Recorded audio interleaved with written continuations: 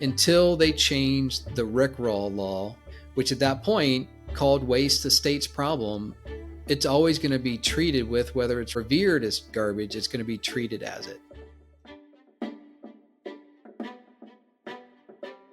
Hello. Welcome to the Good Garbage Podcast. My name is Ved Krishna. My primary reason for existence has been to find ways to leave our wonderful planet cleaner. We will be speaking with material innovators, creators, and propagators to learn from them how we can build for scale and towards a regenerative future. Their stories will help us answer the big question, what is good garbage? One of the most important challenges for us to solve is to be able to find the right structure for long shelf life food products. Kelly Williams, the co-founder of Green Key Group and an independent consultant, has been on the forefront of that effort. He's had a long association and understanding for the substrate from a variety of angles. In his words, I spent the first third of my career creating the problem, middle third observing, and now I'm trying to fix it. We discuss a variety of solutions and ideas through this conversation, and it will be enriching for anyone digging in the packaging space. Enjoy. Hello. I'm so happy today to have Kelly Williams, the co-founder of Green Creek Group. But Kelly, you wear so many hats. So of course, we're going to go through those. And as we were discussing before hitting record, that there are so many intersections in our lives that this is going to be a really fun conversation. So thank you for agreeing to be on the show. Thanks for having me. Great. Let's start with growing up. What were your early influences and, especially those that have impacted your life trajectory and as you see it now? It's fun the older you get, right, to look back at those years and what was it about you, what drove your curiosity, what excited you, because in life you get to that point where you have to separate what is it about those days you can't go to sleep versus the days you can't wait to go to bed. And that's from your childhood, right? So I grew up on a farm flipping rocks, looking for arrowheads and creeks. So my fascination with how things worked was almost from day one. So I grew up on a farm, a small family, a big family in a small town. Never went on vacation. That was our life, and I think that had a lasting impact on my love for earth science. Was it in Ohio? Oh, it was in Ohio. Yeah. So I grew up in southwestern Ohio, Cincinnati, Ohio. So we claimed Cincinnati as our city because it was the closest one we could drive to was Cincinnati. Yeah, and my wife grew up in West Virginia, not so far from you, so I visit there very often, and I know it's just the land is so beautiful in that area, and it's just stunning to be in that space. But what took you to chemical engineering? Growing on a farm and then choosing to do something that is a little different from farming. I had no idea what to do, but I excelled in sciences and math, so. I had a friend say, you should go be an engineer. That's what I'm going to do. I'm like, okay, let's do that. So at the time, one of the new engineering fields was environmental engineering. And there was a lot of talk about it and the role. I'm like, it just resonated with me because growing up on a farm, understanding nature seemed like a good fit for me. So I applied, got in, started that year and realized that environmental engineering, you don't even know what that means until your senior year. Up until then, you're designing bridges and buildings. And I'm like, I am not the person to be doing that.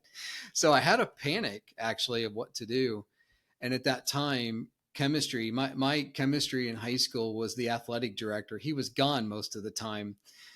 So my first chemistry class was tough. And the midterm was so hard that I joked with my friends that if I get a C on this test, that I will run naked through campus. And I got a 55%, which was an A. And my love. Wow. So you didn't do that. You didn't do that streak across the campus then. I thought the story was going there. Well, they tried to get me to, but I corrected them. I said, if I got a C, I got an A. So I switched to chemical engineering and never looked back. What was your dream growing up? I presume you never thought of yourself as a chemical engineer. Did you think of farming at any point, that you'll be a farm boy, or was it something else? Never. I had no agenda, no destination, just a never-ending obsession with the curiosity of how things work. Wow, that's amazing. I think that's such a great place to start, right? If you just have that curiosity, everything else start lining up. And then, of course, right from university, you have a string of things that you do with chemicals and, with Equistar, Ashland. Talk to us a little bit more about that chemical journey before we switch to the packaging journey. So I did not want to stay in Ohio. I wanted to get out of Ohio in the biggest, baddest way. Never left, never stepped foot in salt water. I wanted out. But I also knew I was paying for school myself. So when you start looking around, you get these acceptance letters and you look at it and you look at your parents, you say, that's per year. So I couldn't afford it. So somebody else that I knew in my social bonded community that if I'm going into engineering, I should go to the University of Cincinnati because they have this thing called a co-op program that they kind of invented in the 50s. So it was a quarter system. So I knew going in, I'm going to go to work and school for a 5-year program versus a 4-year no work. So when it came time to find a co-op job, that's when I got the hell out of Ohio. And I went to Baton Rouge, Louisiana for what then was called Paxson Polymer Company. It was a joint venture between Allied Signal and Exxon. And there was it was an interesting time in petrochemicals, we'll just put it that way. But even then I started to see these presentations about growth and expansion. And I just kept thinking, not forever, right? You're not going to just keep cracking more ethylene forever. There's a point it levels off, right? And that's so because then I wasn't brave enough to break groupthink. I've now made a career out of breaking groupthink, but back then I didn't. So that always carried with me. So out of school, I ended up going to a polyethylene company called Quantum, or at the time it was Quantum Chemical, which became now what we know as LyondellBasell. So again, I just continued to see it. But I think the worth mentioning here for you to get context is I experienced the last major spigot event in fossil plastics. There have been events leading up to that, like metallization of films, creating this super over engineered packaging. It was just becoming so efficient and so performance based that we created, right, these Spanish Inquisition of R&D tests because we had to separate two over engineered material suppliers. But what happened during that time was a realization that the Middle East is going to be producing gas and plastics at a rate and at a cost point that's concerning. So that's what kind of triggered the mega mergers. If you remember, Exxon and Mobil were separate companies. They came together. We were the first one. Quantum Chemical merged with Arco Chemical and Lyondell Petrochemicals, forming Equistar Chemicals. And then Chevron Phillips, BP Amoco, ExxonMobil. That all happened in a fairly short period of time. And at that point, that little pellet of plastic, which used to be the pedestal material, and we would point over to that ethylene plant, like those guys have to do that to so we can sell this. To this became a non-flammable way to move gas by the billions of pounds. Reactors were being shut down in favor of reactors that were doing 120, 150,000 pounds an hour. It's a major event. So I left the industry because I didn't know it at the time, but I wasn't comfortable there. And then I spent a few years outside of it working on modifying properties of materials, and then got called back to packaging at just the right time. And then, like I say, I spent the first third of my career creating the problem, the middle third observing it, and now I'm trying to fix it. Love it. So it reminded me, as you were speaking, I was reminded of this wonderful spiritual guru in India who says, in order to really know something, you have to go through it. Right? So, exactly what you said. You kind of, in a way, your understanding is so much deeper of the complexities that even the petroleum polymer world carries, that for you to transgress it is probably easier than somebody else, or to even take the learnings from that. And let me stay with that theme. So, thinking about the positives, what were the learnings that came from that part that actually serve you today? Really knowing the petroleum polymer, and like you said, it's sometimes over engineered, but there is a performance side that comes with it. So, were there things that you carry now that have been embedded in your mind and maybe subconsciously as well that actually keep you in good stead? Boy, that's a double barrel answer to a great question. I would be remiss if I didn't mention that that was a turning point for me in my entire life. My entire, like, my foundation had created a fissure, and I filled it one day mowing my lawn in June of 2001. And the reason I carried a pencil and paper during mowing my yard is because this was not the first time. I kept coming to this position of clarity, but I couldn't always remember the steps that got me there. So I started plotting the steps it kept, and I wrote those words that day: the ultimate human dilemma. And everything changed for me. So I'm about to publish a book called Tiny Hands, the Soft Power Model, which is tied to that. So yeah, that industry absolutely changed my perspective. I just didn't realize that I left it necessarily for other resonating energy based reasons. But so that's the first barrel, that personal journey piece of being in the plastics industry, and what I took from it is still living to this day. Some of it baked for 23 years before it came to surface. But the other part of it, I think, is that I can now finish that equation because of the amount of time I've spent in natural material sciences, is that hydrocarbons became headache medicine for trying to valorize at scale the inherent heterogeneity of natural materials, because we can stick it in the fire and hit it with a caveman stone and create all of these molecules and polymers. So it became at first like the EMT on the scene for packaging to keep up with food overproduction, to now it's like a chemical dependence on it. So what I've realized is, what are hydrocarbons? They're the leaves and the cellulose and the trees and the plants, just pressurized and cooked for a millennia to where there's no hydrophilicity left. They reject water completely. So we're building beautiful molecules that do whatever we want, but we failed to realize that we're taking skeletal dead carbon and entropically dispersing it into living carbon, and we expect anything other than an entropic complexity with that, an irreversible complexity by doing that. So ocean plastics were the plastics we could see. The microplastics are now the danger that we can't see. So the learning now is, what we learned from hydrocarbons can now be applied to natural materials. Why? Because you know how you can get a mouth swab and find a relative?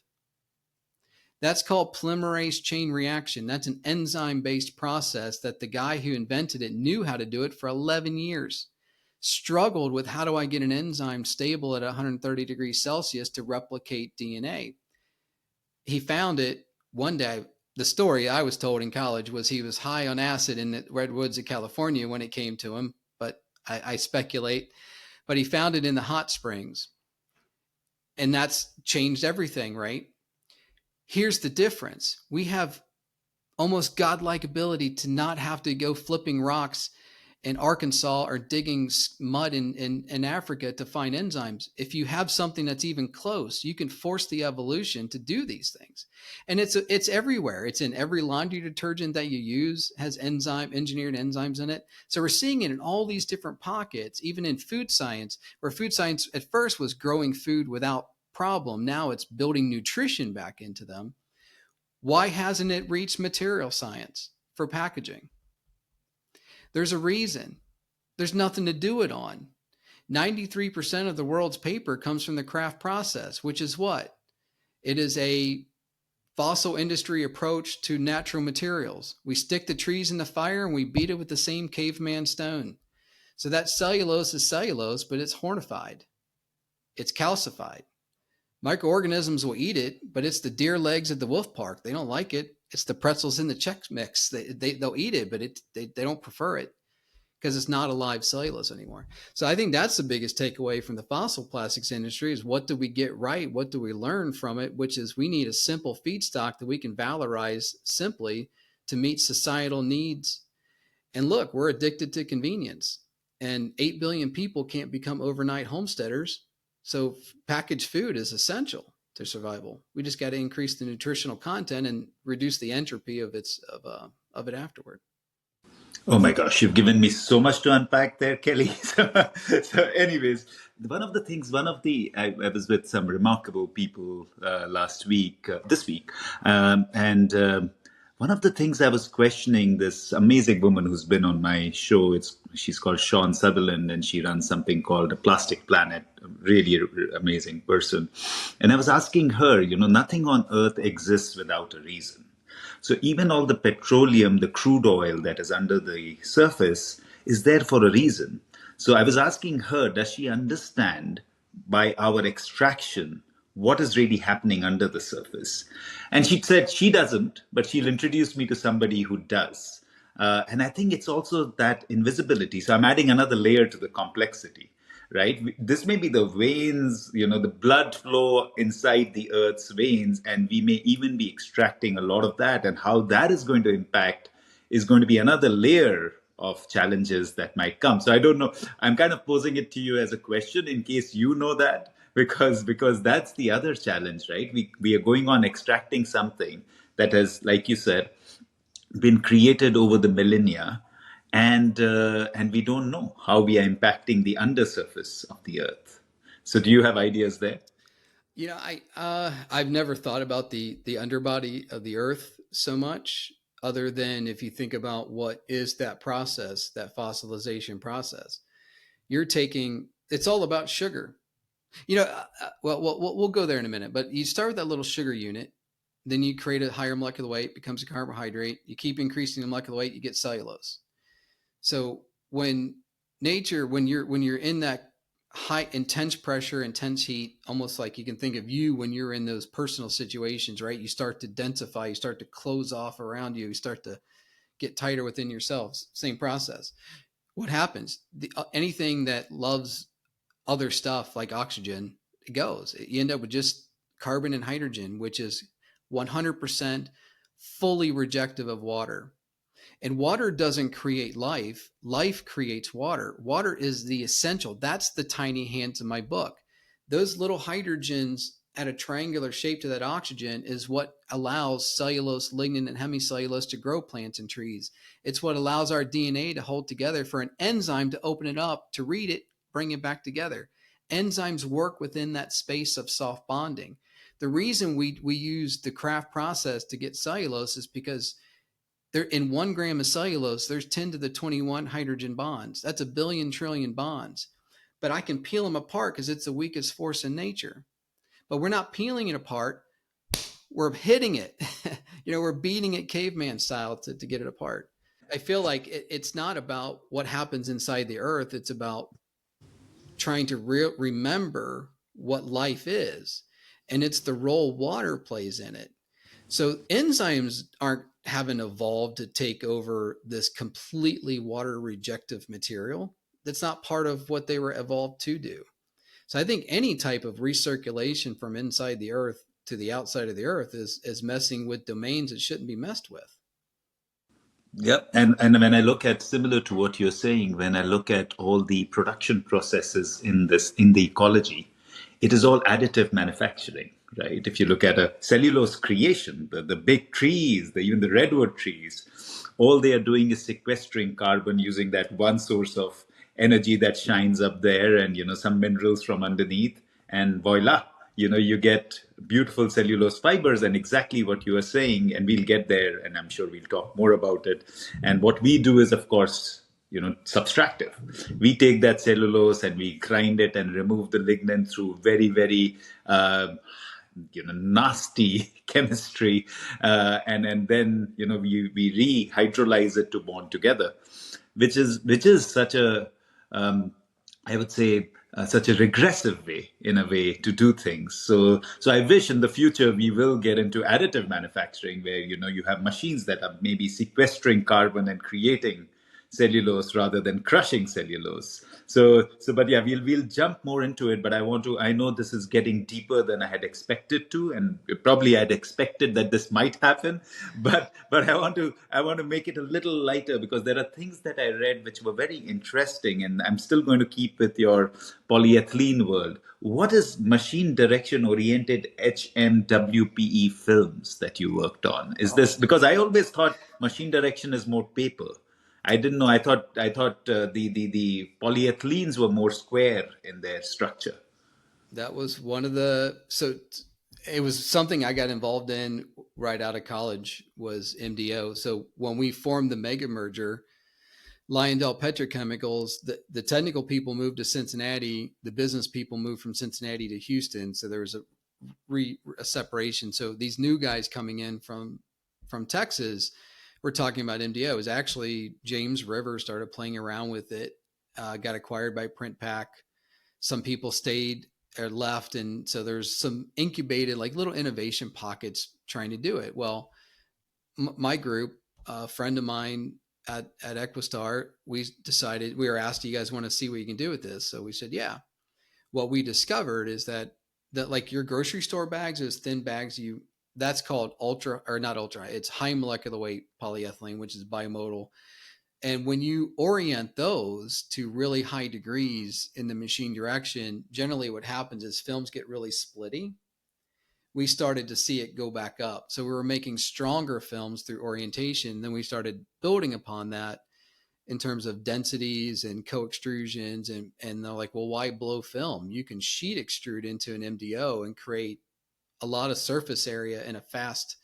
So we were pioneering something new, and it did grab traction, and it's in the market today. But now, if you buy a 5 or 7 layer blown film line, I think most of them come standard with inline MDO. So it's funny because back then we never thought of MDO as being the recyclability solution, but that's where we find it today. Is that's how you make an all polyethylene bag or pouch, is to use an oriented polyethylene outside film.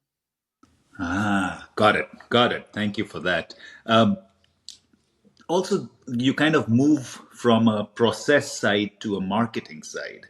And was that a transition that you wanted to do to get more on the business side and not stay with the science side? Or is that something that just happened, just that fate wanted you to go in that direction? I think fate didn't drive me in the direction of business. It absolutely drove me in the direction of new business development. And what does that really mean? It means seeing what nobody else sees. And that's been somewhat of a knack of mine my entire life. So I've kind of always kind of fit into seeing what everyone else is missing, but now brave enough to break the group think around it. And then, of course, slowly you move into flexible packaging. And there is where I want to dig deeper. And tell me more about that movement and what was HP Indigo doing. And of course, I would love for you to address the challenges with flexible packaging along with that. Oh boy, that's a fun that's near and dear to my heart. So it really started to piece together when I was at Ashland Chemical, which was a combination of pressure sensitive adhesives. So they sell to the label stock manufacturers. They had laminating adhesives and coatings through acquisition, and they had a portfolio of what I would call specialty coatings. These are the people that nobody knows about that have like a two pass inline aqueous coater. They do that specialty stuff. And then I always knew short run packaging as defined by this piece of equipment called a Comco ProGlide. Comco bought them in 2008, 2009, right at the beginning of the global recession. So they bought them because they had brought inline flexo into flexible packaging in a very demonstrable way, because there were like 8 or 9 companies in North America that had it, that were kicking butt servicing these small brands and this increasing demand for SKUs, right? Digital comes along, and I had been following digital for a while. So the relationship with HP actually started through the primer technology. But then we started. So anyway, they convinced me to come work for them to help bring digital print to market. And it just reinforced what I'd already been kind of putting together, is that the way we make packaging is old code. It's flawed. It's outdated. because if you think of packaging, it's always buried print. I don't know how familiar you are, but you take like a really thin layer of polyester, you print it in reverse image, and then you glue it to everything else. So you can't get to the ink. You would have to scratch through a plastic layer of film to get to it. Nobody wanted to build it that way, but at the time you couldn't make sure that ink won't come off in a person's sweaty fingers, or that it wouldn't rub against each other. There was no coatings that performed well enough to ensure the travel to an RDC and then to a retail shelf. So that was a simple solution. It made sense. Just bury it behind a windshield. And I had an engineer at Kraft back in like 2006, 2005, waiting for other people to show up because I was talking to him about MDO. um, Told me that what we have done, we're never going to be able to turn it back. And what he meant was, we're driving triplex laminations where you start with print and then glue all these things together. Um, and that there's so much energy towards it that when we realized that, because I was saying like I can give you an oriented film that you can surface print. He was saying it's the horse is out of the stable, like it's too late. And boy, I really think he was right, because we're still seeing that reinforcing an old way to do it. Because if you think about packaging, when it goes on the machine that's printed and puts product in it, it's a narrow web world.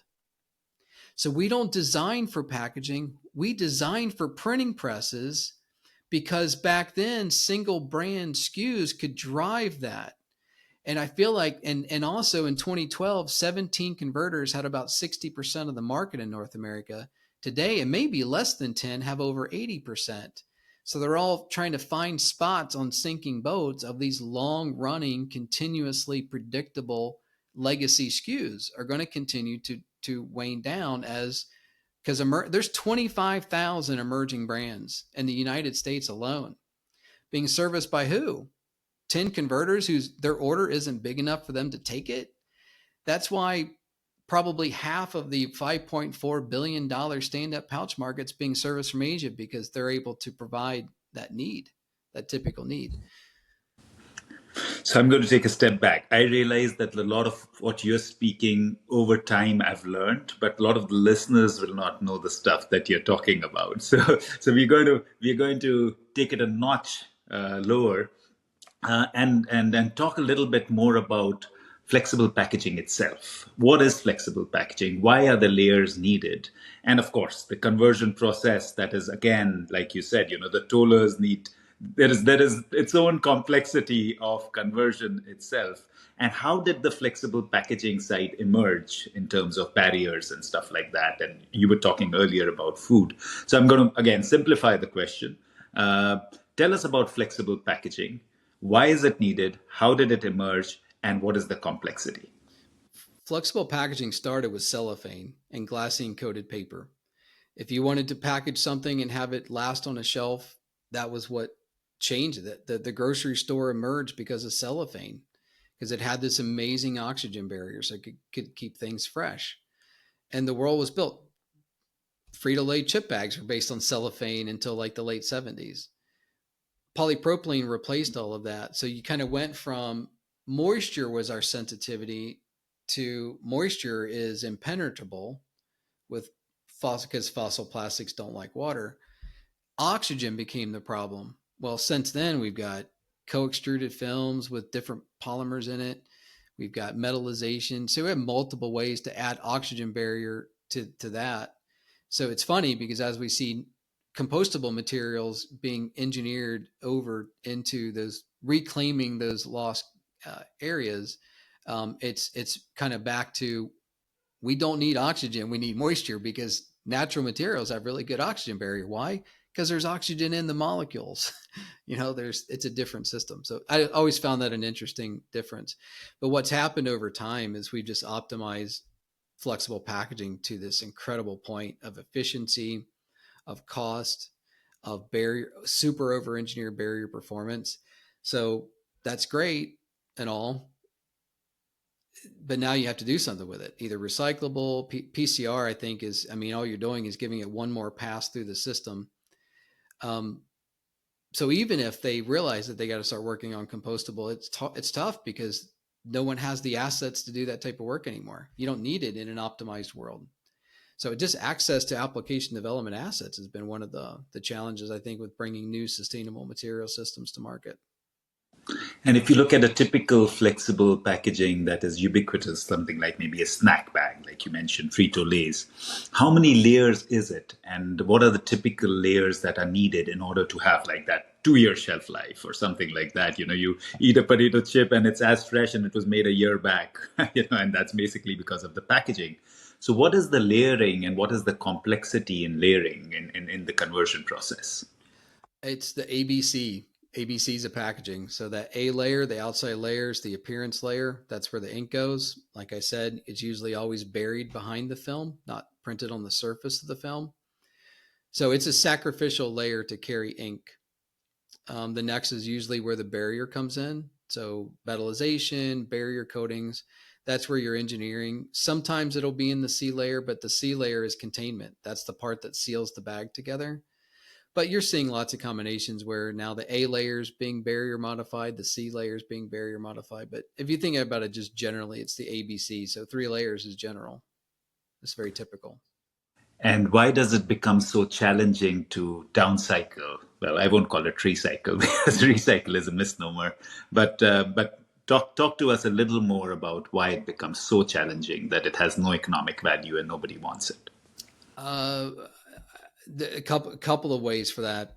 Besides the entropy of it, just the fact that when you disperse it, getting it back, we don't even design packaging to stay in one piece. When we open packaging, a lot of times it ends up in two pieces of litter that we now have to manage, entropically manage. But I think the real, so if you could take a chip bag and turn it back into another chip bag, which you can't, because the food safety concerns alone would prohibit. Let's say you could. Let's say somehow somebody figures all that out. Um, you, it's not quite like PCR. It's not one and done. You get 3, 4 tries at it because you can't continue to put that into an extruder, melt it, push it, and form it. It'll start breaking down, and pretty soon it's going to gum up your equipment. So it's not, the only thing that's infinitely recyclable is aluminum and glass. So it's not recyclable, it's repurposable. But the problem is MRFs aren't set up for it. If they don't filter it out, it goes in with the cardboard because that's where it would travel through. So there is no way to really isolate it. And even if they did, again, it has limited utility, which is why if it goes anywhere, it goes into what? Park benches and dog frisbees. It's going into something that's not even meant for circularity. It's meant for shoveling it forward in somebody else's supply chain. And what about the complexities within those structures? What I'm also told is that when you even look at a simple polyethylene, it's not. It's got certain chemicals that are embedded. Even when you kind of, if you were to use a single layer of polyethylene and kind of downcycle it, even in that, there is a leaching that happens of certain chemicals. And then another thing you talked about a little bit, and I would love for you to educate us, is the inks itself. The inks are typically not made from natural materials. So that also probably has a complexity when you're downcycling something. So, how do those two things play in the product? On the downs, so let's address the food contact chemicals. So that is a very real thing. I don't want to quote specifically, but it's something a brand friend of mine gave to me. It's about a study of the 14,000 and change known food contact chemicals that come from plastics, and that 25% of them were found either in tissue, blood, urine. Like, it was that type of study. So they're out there. We know they're out there. Wow. It's a problem. But if you know you need to design a clean polyethylene, some of those antioxidants that we now realize are one of those FCCs, I feel like even if you designed it to be cleaner, um, you're still, it's still going to be problematic to do all the things that we need it to do in terms of barrier, sealing, how it runs on machinery. There's a certain thickness that these machines, so yes, man made these machines, man created this problem, but we're at such a large scale. You have to really plan for decades of evolutionary change to start going from current equipment to equipment design with new material science in mind. So I think that is one of the challenges PE has. But until you start shrinking circularity down to manageable radiuses, recycling will never work if it doesn't design for escape, which is why earth digestible material science does. But if you could create cellular networks where you can control that within a range, then it's doable. But I don't think you can ever fully, we'll never hit 90%. Yeah, and also, even if we call it recyclable, there has to be an out, right? With the petroleum polymer, my challenge is that I never see. Ultimately, it'll become like a polyester and lie in Atacama Desert catching fire, yeah, Mm-hmm. or something like that. And then, of course, we have one ozone layer, thankfully, and it's not getting out of there, so it's coming down as acid rain or whatever in the end, or creating carbon in the air, and getting into those challenges. So there's never really an out, at least what I find with cellulosic substances, that eventually, if they're not multi-layered and not laminated or anything, eventually if they get out of the stream, they'll at least disintegrate, or they will not cause harm to another being on the planet. So at least I see that difference. The one more thing which I would love to learn from you is the complexity of inks itself.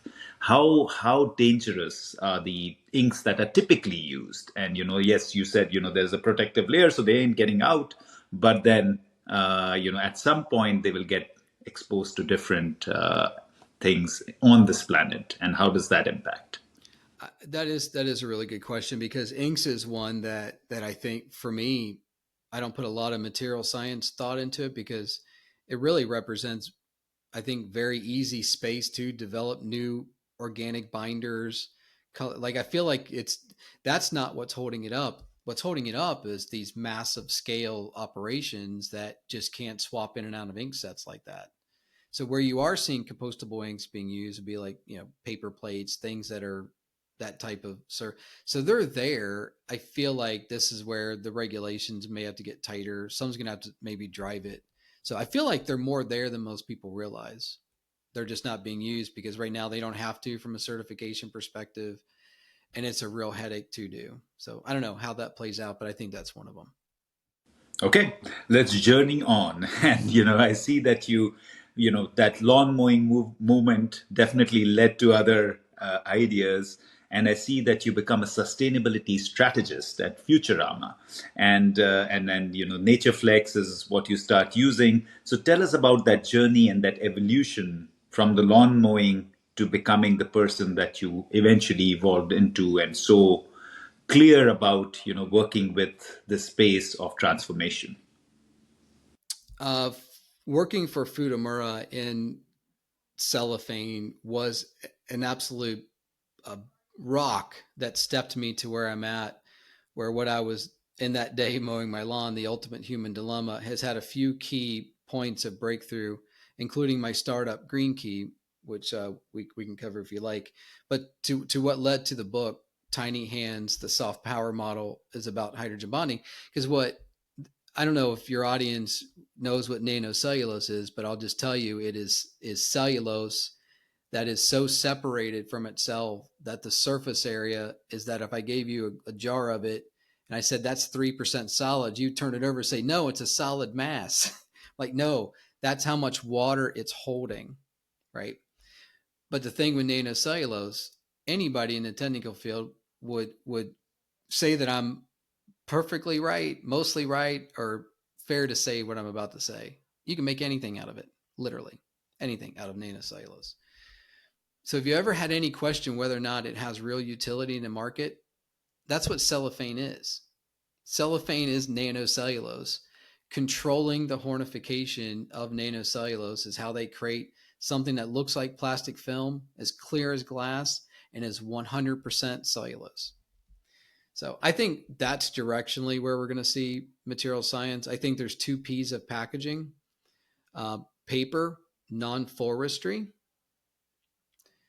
and PLA, polylactic acid. It's been around, it's proven ubiquity. But the reason I love it, if you bear with me for a moment, the reason PLA should be on everybody's radar is because there's a lot of movement. There's what's called the paperization of packaging. So a lot of brands are moving towards paper packaging just because it feels right, or that there's a chance it can pass curbside recyclability. But they're taking their carbon footprint from something that's a lot lower, even though it's got the detriment in the environment. And they're making it worse because they're bulking it up with paper. Where I feel like what we should be rethinking is carbon footprint. We can't be ignoring carbon footprint for the sake of end of life, whether it's recycling or composting, because if you do that, things like greener sources of cellulose change the game. Which my startup Green Key, that's what it is. It's biomass fractionation that doesn't use temperature, but PLA too. So nature ferments food waste to the same lactic acid that we're making polylactic acid with. The only reason we're not making lactic acid from food waste is fear of the feedstock. But if you start thinking about lactic acid, boy, you talk about a really cool circularity in the system. When we work out and our muscles get sore, that's glucose turning into lactic acid, which does what? Goes to our liver, gets turned back into glucose. That's pretty cool. Lactic acid regulates things in our guts, in the soil gut or the soil health. We preserve food with lactic acid. So why not temporarily protect that preserved food with the polymer version of it? And it's the most recyclable polymer there is, because I can put it in an instant pot and turn it right back into lactic acid. So it's like, but we don't use it because it's scary to a fossil industry that's announcing one of the largest polyethylene plants in the world that's going to break ground in Texas. So there's a lot of concern about the truth around PLA, in my opinion. A lot of my friends are going to be very happy that you talked about the positives of PLA, because we hear a lot of things around PLA similar to what you said in terms of food source, and they also talk about the industrial composting instead of home composting, and also there not being real recycling ability yet of PLA. But I know I have a very dear friend who's setting up a 75,000 ton capacity in India right now, and they're really working hard towards making it. And thankfully, they are actually doing it from their waste streams from their sugar manufacturing. So it doesn't affect their sugar manufacturing. They take the molasses, and then, instead of ethanol, they go towards lactic acid. So in a way, it's not affecting a food source at all. It might affect, they might produce lesser alcohol, which is also a good thing, overall. So, so, you know, so, so that's great to know, but I want to learn more from you about this idea of PLA, and I want to go towards the properties. And of course, there are challenges in terms of malleability. There are challenges in terms of, again, moisture barrier. So how do you see that evolving? Because obviously it's very early days still, and there is lots to be done. But would love to hear your thoughts on that. If you could take regional biomass, agricultural residues, hemp grown on purpose, uh, grass clippings collected, if you can separate that into its bits and pieces and take that cellulose towards nanocellulose in terms of degree of fibrillization, because we're not putting it in a fire and beating it with the caveman stone. Um, if you have that and you understand how simple PLA actually is, it's ring opening polymerization, chapter 1 of the polymer handbook, you can start seeing them as chassis, not as single materials. So I'll give you an example. If you took PLA versus homopolymer polypropylene versus linear low density polyethylene and went down the following list, PLA checks all those boxes. The other two do not. I can blow it. I can cast it. I can biaxially orient it.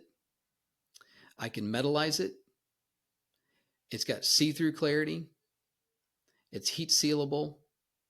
It's stiff. What am I missing? Oh, it's I can add one more. yeah, please. We've been foaming it, and it foams. It can create like a styrene Yes, replacement, yes, that's a polystyrene. great one. And also you can emulsify it into a coating. You can't do those things. So it has absolutely the right to ubiquity. And what most people don't realize is we had to design. So my predecessor company, my first job out of school was working on the first unit that invented maleic anhydride grafting to make tie layers. If you don't know what that is, that's where you take polyethylene and create something really special on it, and then that's what allows you to make these co-extruded films that are sustainability nightmares, but give you beef jerky that'll last 5 years in your cupboard. You don't have to do that with biopolymers. They like each other because there's oxygen in their backbones. They haven't been dehydrated to a corpse. They actually will behave with each other. So you can, in a lot of ways, simplify packaging. And we see routinely that a compostable structure that works is sometimes up to 40-45% thinner than its fossil counterpart. So again, the other debate that is happening, and maybe it's not a debate, it's coexistence, but how do you see the whole PHA stream? PHA, I'm not even going to say PHA versus PLA, but PHA and PLA. And how do you see both of those? Um, I'm just going to be brutally honest with that question, because I've been asked, why isn't PHA, like, why am I saying the three P's of packaging? I like PHA. It's an unlimited toolkit to design polymer science. Here's the problem I have with PHA. It involves genetics, dietary restrictions.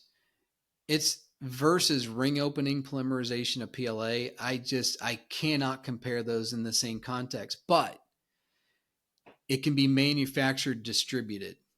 And for that, it deserves high potential, high investment, because that, if you see what you can do with amorphous PHA put into PLA, it's extraordinary transformation of that polymer. So I think it's a toolkit, a massive toolkit to modify the properties of plastics versus building something in and of itself out of PHA. That's my opinion. And also feedstock, at least the people I've talked to at scale, of course, what is scaling is mostly things like vegetable oil based, but I had lovely conversations with people doing it out of methane. And that becomes very easy. And like you said, it can be very easily distributed. You can set up a 10,000 ton facility and it might still be commercially viable. Whereas PLA, you typically want it to be a seriously strong, big, Corbion or NatureWorks or, one of these biggies who can set it up. So that is another benefit that I see. I'm going to, again, continuing my education, and I'm sure those of the listeners, what do you think about the petroleum-based polymers that can disintegrate, supposedly, PBA, PBOH, PBS? How do you grade those, and what are the benefits and or the challenges that come with those? So I draw the distinction with, which is why I think ASTM D6400 continues to be a great test for, but not for what people think of it. I look at it as a demonstration of earth digestibility.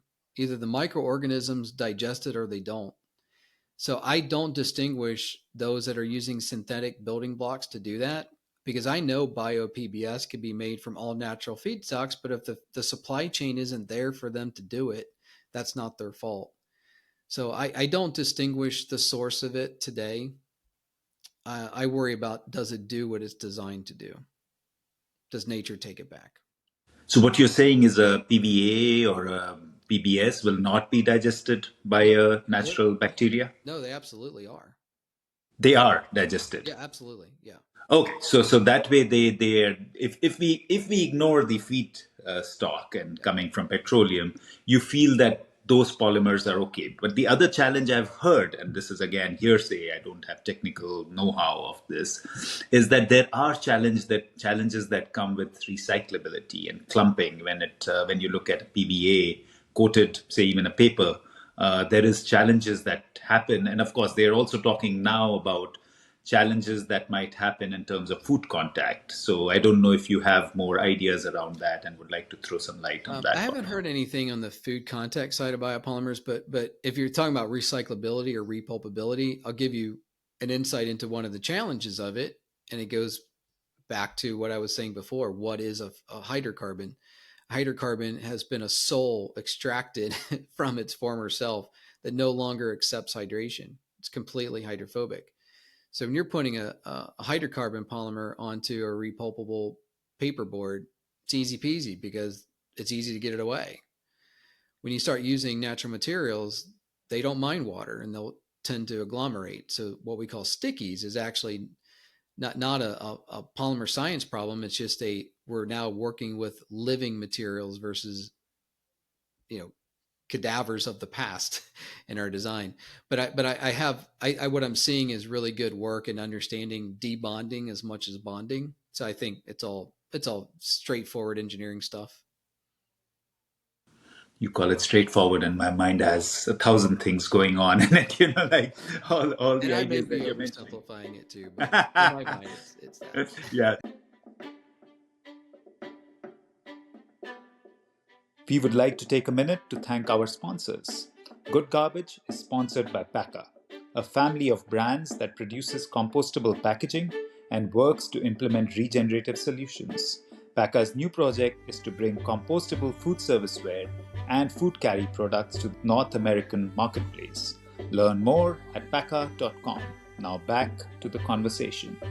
I'm going to step away because this will keep taking us down one rabbit hole. But I want to go to Green Key and tell us more about what instigated that idea. And you've kind of inferred to it a little bit, but I want us to dive deep into the challenges that you mentioned in terms of pulping, etc., etc.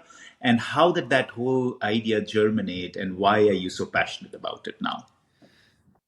When I got introduced to it, I was working with a group on something separate from, but with the same people. And I'll just make it quick. They kept hinting to this thing that I need to see, or this person I needed to meet.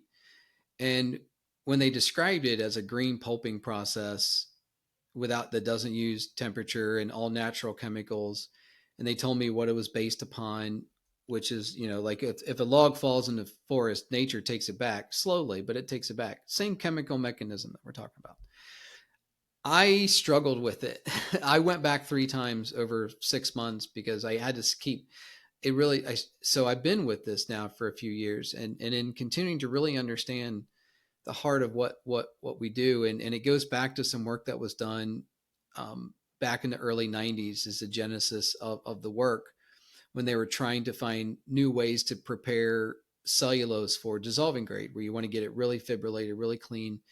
Um, there were some learnings there that carry forward to what we have here. But what I'll tell you about it is that it knows how to get those hydrogen bonds to let go. It knows how to separate the matrix from the plant and start separating the fibrils to the point that 2 passes give dissolving grade. And we think that it's not far from, in fact, there's some grant funding now to pursue coatings based on the nanocellulose generation that you can get from it. So it's just one of those, and then it kind of pieces together, right? Understanding nanocellulose at Futamura, understanding this. So being forced to relearn a paper industry I had kind of mocked in my plastics days, to going back to my childhood, from earth science to chemical engineering, why I took biochemical engineering as a focus my senior year and started to understand enzymatic systems. It's all been like just building upon this point of clarity that we can't make ourselves more sustainable by going into nature and finding a molecule that looks like our hydrocarbon molecule and hit it with the same caveman stone and the same caveman fire. That's not regenerative. That's substitution. And until we start looking at enzyme guided valorization of natural materials, we're missing it altogether. Yeah, that's what they say, right? There is only synchronicity in this universe, that everything happens for a reason. So you going back to what you were learning in college, and the full circle of life. So one of the things that and we've played with enzymes a decent amount. So one of the things we've noticed is the time factor, right? You're trying to produce something at scale with a certain tonnage every day, and enzymes do work. Giant panda consumes bamboo, and the wood beetle removes the delignifies the wood, and the white rot mushroom does that. And there's the whole range of things in nature that typically break down those bonds, as you say. But when we look at it as there's a time factor, and in industry that becomes a challenge. So how are you countering that challenge, that you may not be able to create the kind of tanks that are needed in order to, have a reaction for 24 hours or something like that. So how do you see that evolving as you go along building this technology? Two things to that point. The easiest one is, how do we increase the efficacy of its work? How do we help it work faster? Again, engineering the enzyme to do that, but we got to start thinking about the kinetic environments. We need to help it. We need to help it break that wood apart that it's going to do the magic on. So I feel like tying it to some sort of kinetic process is key. But and I'm really glad you asked this question because I really want to try to convey this as clearly as possible. We have already had the warning signs of this. I think the global recession in '09, the pandemic, because of hydrocarbons and the fact that we treat trees, because hemp has twice as much cellulose as a tree does. But we use trees because we have created the centralized fossil industry approach to harvesting cellulose just as we harvest hydrocarbons, which allowed us to build these enormously long supply lines. Think about paper. We make paper in large bodies of water because the solution to pollution has to be dilution. And it takes what, 17,000 gallons to make a ton of pulp? And what do we do when we make it? We dry it to a bone, ship it to another continent to re-water it to make paper, to dry it again and ship it across more continents. It's insane that we even, that we're not noticing that. What was that idiom you just used? Solution to pollution? No, solution to The something else. solution to pollution is dilution. Solution to pollution is? Dilution. I love it. That's going to stay with me for a long, long I time. didn't coin it. I've read it other places, but it is true. But again, we take these things for granted. So we're fixing all the things that they're systemically connected to. We're chasing we're chasing the solution to the entropy of the problem versus the problem itself. Oh So my gosh. the reason that's important is you said, how do we scale this? We have got to arrive now that scale is not another large centralized factory. It is, how do I create something that works, do control C and control V it in 40 or 50 other places. So now you're valorizing natural materials from the region that you're valorizing it from. The compost facility is going to become the footprint of the future bioeconomy, the bioalchemy, where you're turning biomass into fractionated bits and pieces. Pretty soon, the big chemical companies are going to start coming in because now they can start valorizing what they do best. So I feel like the future of industry is going to be compost facilities are going to start seeing them transform. And think about it. It's where it happens. Compost is where carbon regenerates. It's where food nutrition regenerates. It's not waste, it's renewal. Everything should start in renewal. So you're taking me back to so many things that are deeply embedded in my heart that I'm going to actually use you literally as my shrink now. So, so, so, so I entered the paper industry kicking and screaming because my father wanted out. And thankfully, it was an industry that he had created which had many things which, quote unquote, were right. It made all the paper from sugarcane residue. It was off grid, created all the energy from biomass. He had a lot of interest in making sure that the water was treated well, and then eventually we set up conventional chemical recovery. So we were at least using the harsh solvents, caustic soda, the alkalis of the world, to at least recover 95% of those. But you and I know the reality. It's still terrible, right? So I live with it every day. But I feel that, running away is not an option. So let's keep working on this. But exactly what you said, we've gotten our water consumption out, and I still use metrics, so forgive me for that. But say 110 meter cubes per ton to 30 meter cubes a ton. But it's still 30 meter cubes. That's a lot of water, 30,000 liters for a ton of paper. Yeah. We still use a lot of energy. Even if we make it off grid, so what? You're using 11 to 1200 units of kilowatt hour per ton of paper. You're using a lot of steam. That is again heat, energy. And then, of course, as much as you try, you are going to take out water. That's not going to be the same quality as you took in. You've treated it, you've met all the pollution norms, but it's still got a certain biological oxygen demand and chemical oxygen demand, that's not ideal for marine life. So in the end, you are still kind of doing that, and in the process, I have always had a challenge with this idea that we are an eco-friendly industry, because it's an oxymoron, right? If you're an industry, you're not eco-friendly. Cannot be, because you're ultimately taking something away. So, how do you see the future of this industry?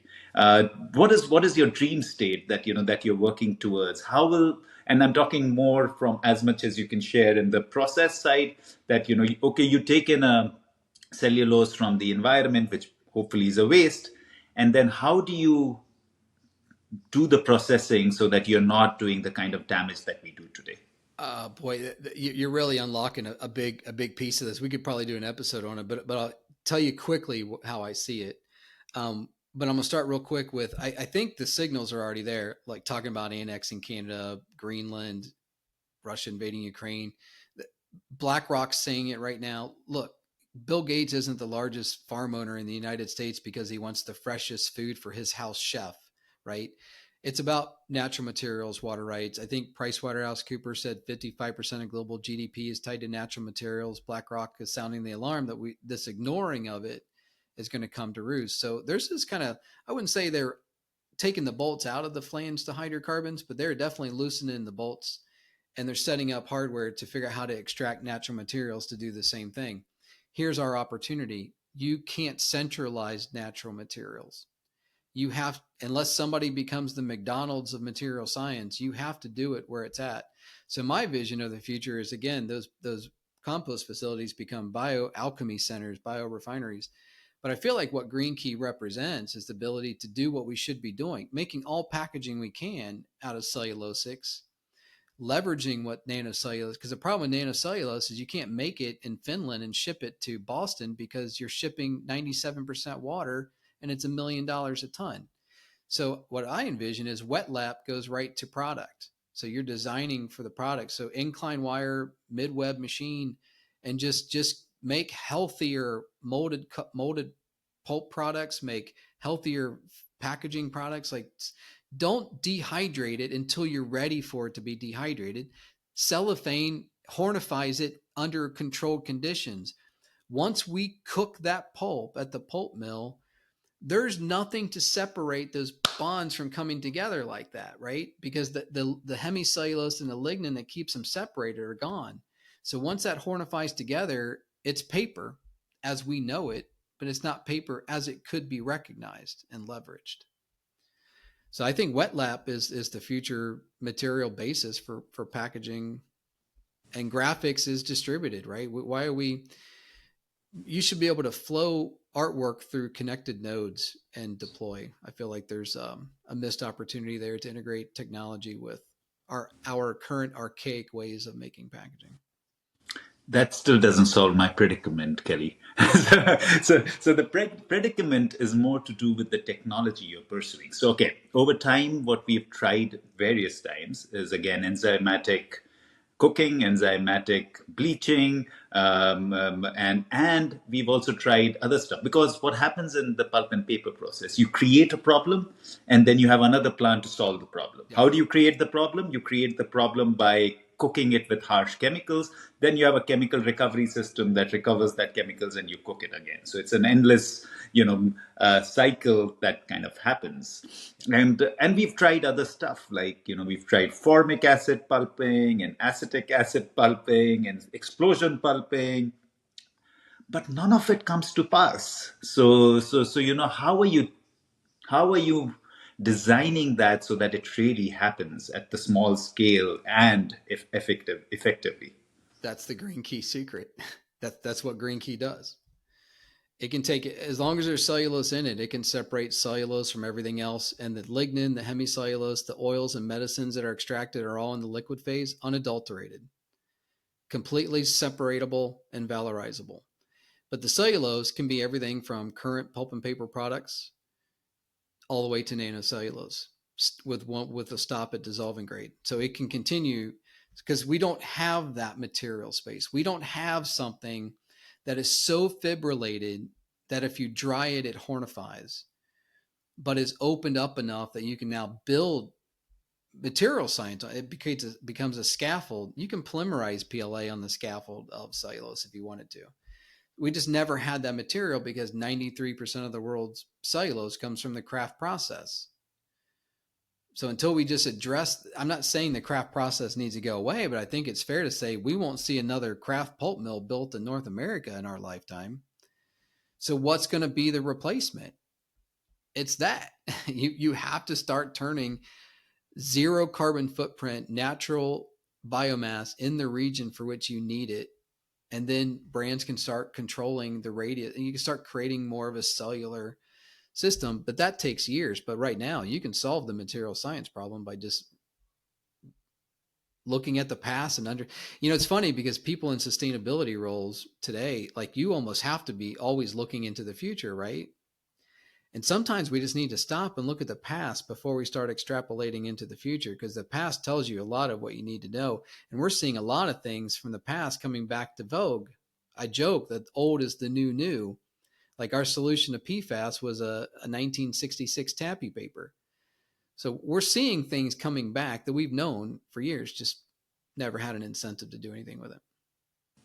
It's interesting that you mentioned that. There was a thought that flashed through my mind, and it's really interesting. I read a lot that Nazi Germany worked a lot on biomass gasification because it didn't have enough oil, so they would find a way to create carbon monoxide and then try and fire that. And again, it's a technology that kind of came back much later, and people are still toying with that. And it's similar to what you're saying. So okay, let's. Of course, I wish all the very best for this whole technology to grow. Where are you at? How close are you to significant commercialization to be able to take the green key technology forward? So I don't, I'm not as involved in the day to day. So there's some cool things going on that I'm not sure how much I'm at liberty to say.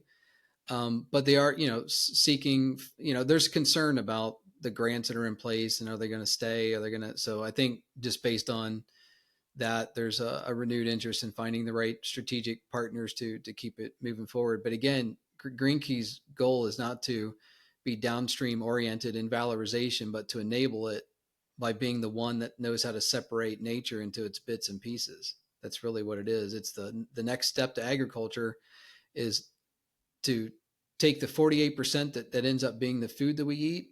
The other 52% is going to turn into the packaging that wraps that food. Yeah, I have to. When we are off this call, I have to introduce you to some people you love, and it's people. It's amazing. There's a lab I visited in Portugal, and they use a lot of what you were saying to convert into nutraceuticals. Mm-hmm. So that's that stream as well. Very high value, but taking that molecule and making it effective for nutraceuticals and numerous applications within that space as well. So, and of course, there is the not just the nanocrystalline bits, but there's also MFCs that are again can be used for so many. And by MFC, I mean microfibrillated cellulose, which is bigger than a nanocellulose. So those are also things that can be used. What about so I'm going to again go back to what you were talking about earlier. You again, there's so much customer branding around this idea of my shirt is made out of bamboo.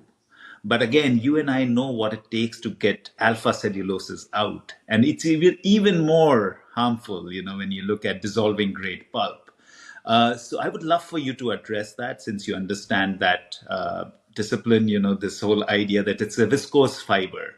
How does that impact, in terms of the impact, in terms of the carbon impact? How do you see that? I think it's all, I mean, cellulose is the most abundant polymer on earth. It's a wonderful material that you can make do lots of things chemically, catalytically, and enzymatically. The problem is we just don't start with the right form of it because we go through a craft process. So I think I think cellulose is the future polymer that we build with, but the other ones are important because we know polymers play a role in packaging and other things. So you're not going to not use them. You're just not going to replace the, what is it, 37 million tons in North America alone of plastics every year, virgin plastics. in packaging won't be replaced with PLA. It's going to be replaced with natural materials, but PLA is going to be a big part of it. Yeah, and of course, we know the current processes are not something, like you said, craft processes are not something we can continue with in terms of the amount of harm they cause is also significant. Pivoting towards flexible packaging. So, of course, there is a lot of flexible packaging that we see.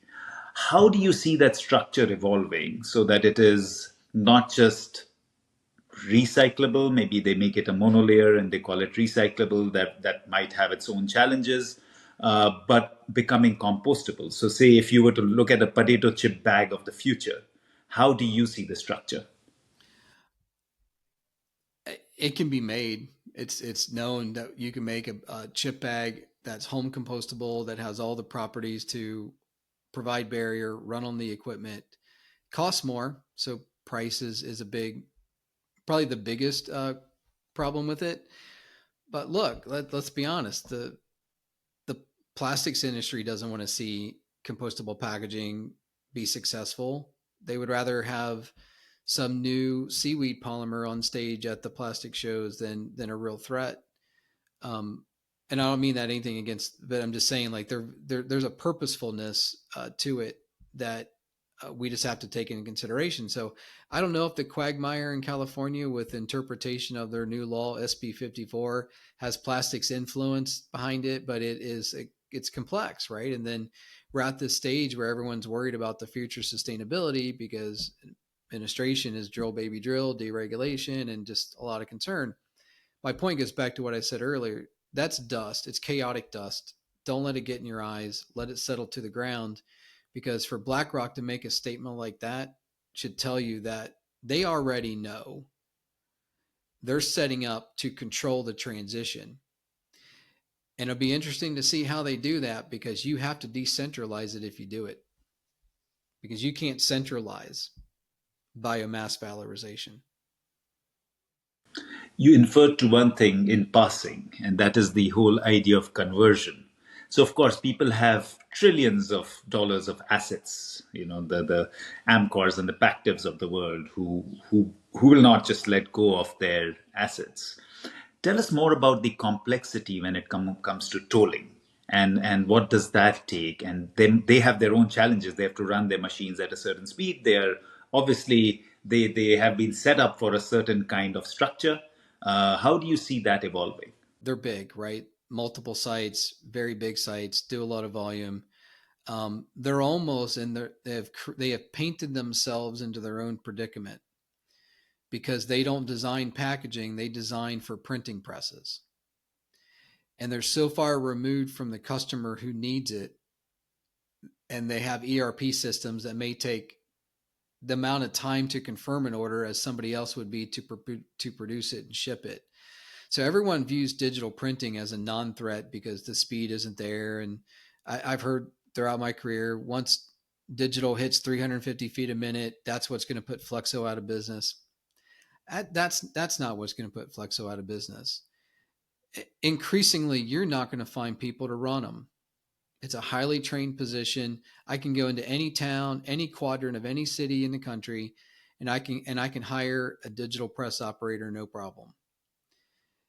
And if you start thinking about packaging as being as organic as the food that's being grown locally and the material science comes just as locally, there's no reason you're not printing on demand packaging where each impression is uniquely scannable using these tools, all connected to. So now those contract manufacturers and co-packers for the large brands can not only see everything transparently in their system through new technologies, they can see the packaging. Right now, packaging is excluded from that because it's still made so archaically where printing starts first, where printing should be as far downstream as possible so that you can deploy it faster.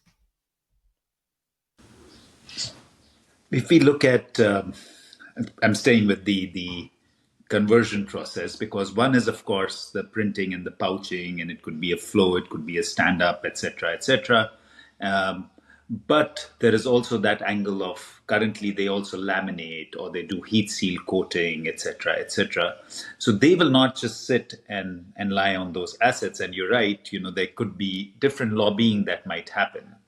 How does one transform that industry, to actually take in the new reality?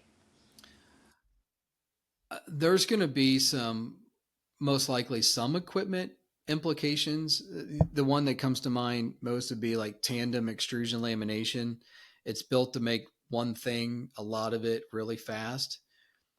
I can't go to that machine and do like a single pass run on it. But I think coatings is going to be where a lot of this comes from. You got to, because right now we get so much property from hydrocarbons like moisture barrier. Polypropylene has got an incredible moisture barrier. So the way we build technical solutions from input materials like that makes it in some cases easier, if you want to say. So now we're designing those same end properties, but we're designing it from different materials.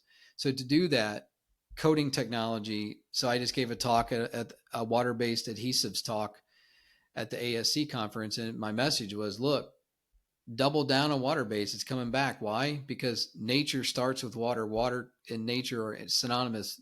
We're going to need aqueous, bio based coatings, whether it's barrier, heat seal. You're going to continue to see that. One of the biggest challenges with heat seal, bio based heat seal coatings, or any heat seal coating, is again, we're starting with hornified cellulose to make the paper. So we're still curling and cockling and all these things that paper tends to do. A lot of it's because of the paper, right? I think that's no secret. So once we start engineering substrates differently, I think one of the big areas that we're going to, and radiation curable, I think we're going to see that too. UV and E-beam, like from the green key process, the hemicelluloses and the lignins, let me repeat, they're unadulterated. So unadulterated lignin, the implications are not quite nanocellulose, but not far from it. You can make acetaminophen from lignin. You can make the best barrier coatings, and I can enzymatically acrylate all of those things. And I can evolve enzymes to do that even more efficiently. So I think Radcure for inks and coatings and adhesives, I think has a real bright future because it's the lowest technology from a sustainability perspective. The energy required versus laying down something wet, drying it, VOCs, all that kind of stuff. I think radiation curable has got a bright future too. Super. And of course, there's a lot of complexity in what you've spoken about. So, just to again make it easier, lignin is, of course, the substance that creates the bonds between celluloses. And then, in order to manufacture the current paper, we have to remove those bonds and then hydrolyze the paper, just for the listeners who may not know the term lignin. So, what is your future vision when it comes to the structure that you see that will have the right moisture barrier? Is it a mix of cellulose and PLA? And how do you see? Do we really have to go to that under one water vapor transmission rate, or do you see that as over-engineered? And then, what does your future structure look like for that?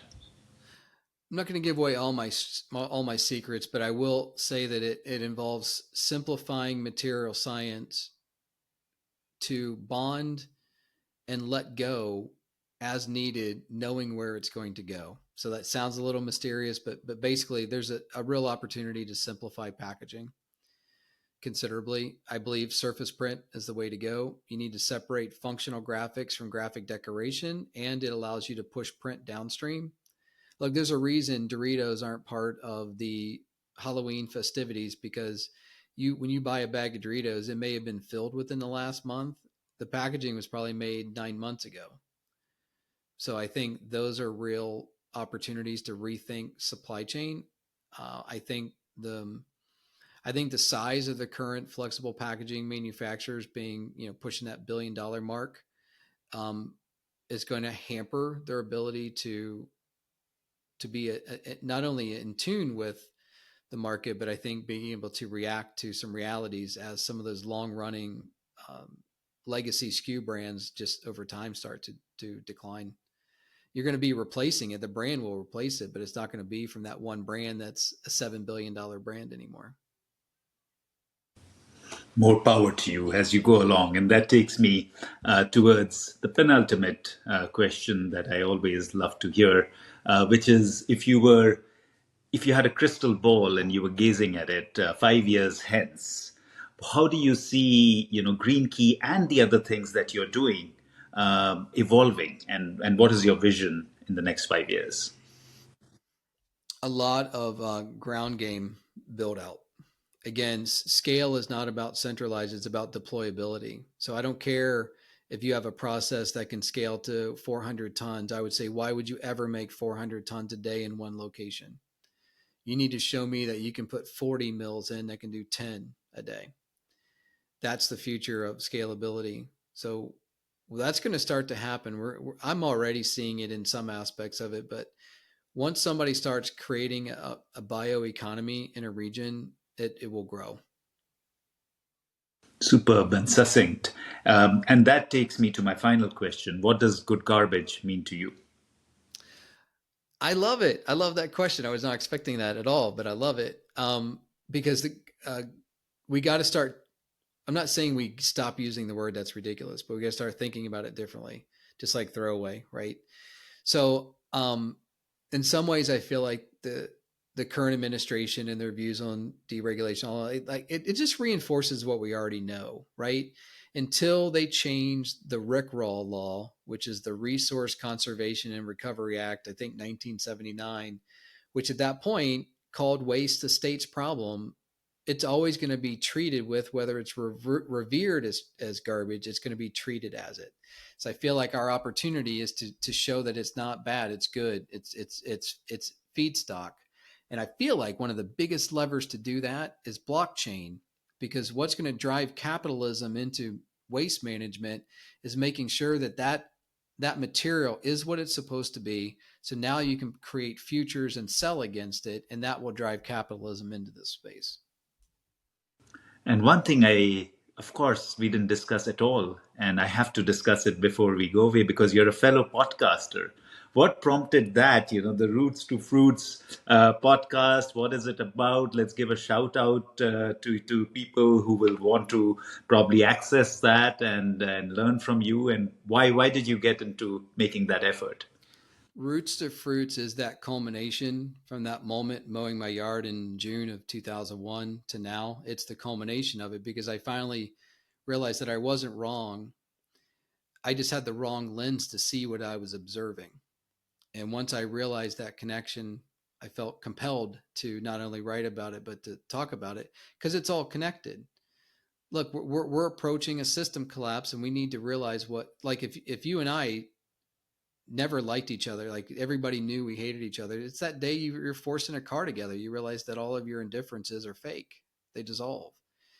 When crisis hits, hatred dissolves, and the hierarchy of actual needs comes back. And so I'm kind of, sharing that. So Roots to Fruits, it's I'm a deep yoga practitioner and a yoga teacher. So there's a yoga inspiration to it, which is root is your root chakra, which develops at about 10, 12 years old.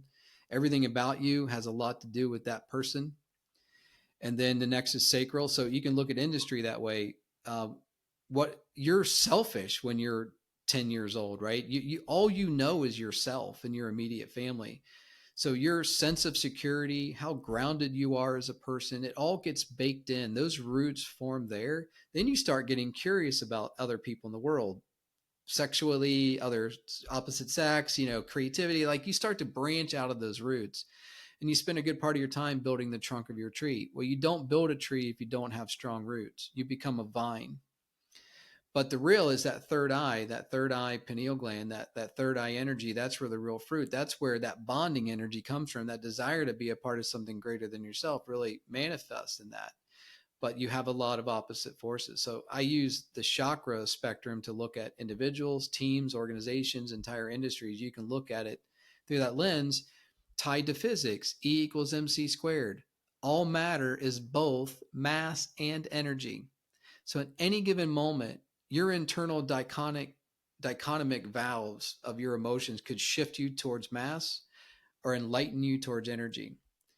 You can apply that same filter. So Roots to Fruits really is just the embodiment of mass and energy at the scale that I tend to weave into every conversation that I have. So that's where the name came from. And in it, it's going to be about applying that logic to the real world, but it's always going to be based on my area of sustainability, packaging, material science will always be baked into it. And what is the kind of people who you are wanting to have and the conversations that you're going to have there?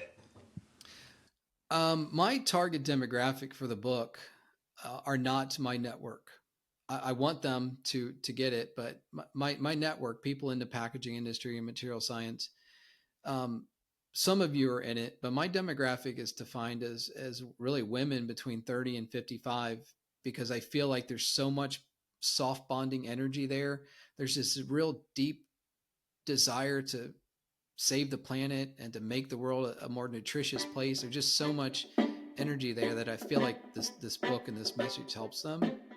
And my second is college students or recent graduates. I spend a lot of time with them, speaking to them. And I got to say, for someone who probably grew up not around the meal ritual and our love of food at home because of sports and just the craziness of our lives, they still carry with them this genuine, deep desire to save the world. And they don't know how. And I want to help give them some ideas on how to do that. Amazing. There is so much to learn from what you're doing now and your whole life journey. And of course, this has been a masterclass for me on various aspects, right from petroleum to flexibles to pulping.